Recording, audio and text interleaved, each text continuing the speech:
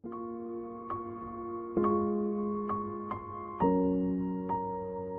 yang tenang, hidup yang menang. Ayub pasal 5 ayat 2, beginilah firman Tuhan. Sesungguhnya orang bodoh dibunuh oleh sakit hati, dan orang bebal dimatikan oleh iri hati.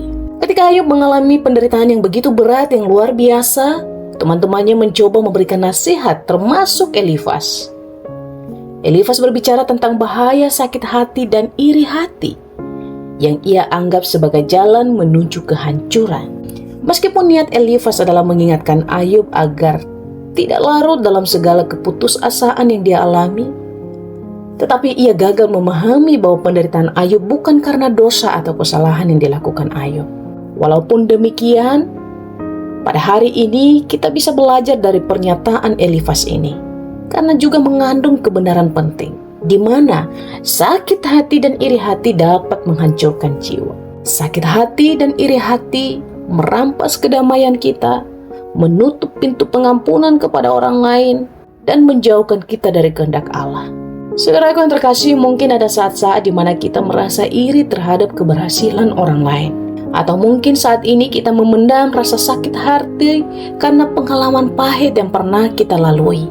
Ketika sakit hati dan iri hati kita biarkan bertumbuh dalam hati dan pikiran kita, percayalah, hubungan kita dengan Allah dan juga sesama akan menjadi rusak.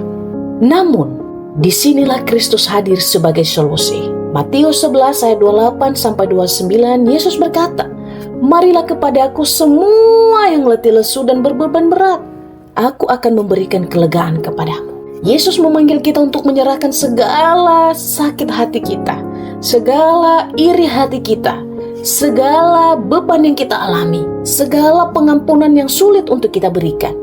Yesus berjanji ketika kita datang kepada Dia, Ia akan memberikan kedamaian yang sejati, dan Ia akan memberikan hati yang baru bagi kita. Allah akan memberikan kelegaan yang sejati. Mungkin kita sulit untuk mengampuni, tapi ketika kita datang kepada Kristus, Allah Roh Kudus memampukan kita untuk mengampuni orang-orang yang sudah melukai kita. Saudara yang terkasih, sebagai pengikut Kristus, kita dipanggil untuk mengikuti teladan yang diberikan oleh Yesus. Ketika Ia dimaki, ketika Ia dicaci maki, ketika Ia ditertawakan, Yesus tidak menyimpan semua rasa sakit, kepahitan, iri hati. Melainkan Yesus berkata, "Ya Bapa, ampunilah mereka, karena mereka tidak tahu apa yang mereka perbuat." Marilah kita meminta pertolongan Allah Roh Kudus memampukan kita mengasihi, mengampuni orang-orang di sekitar kita. Amin.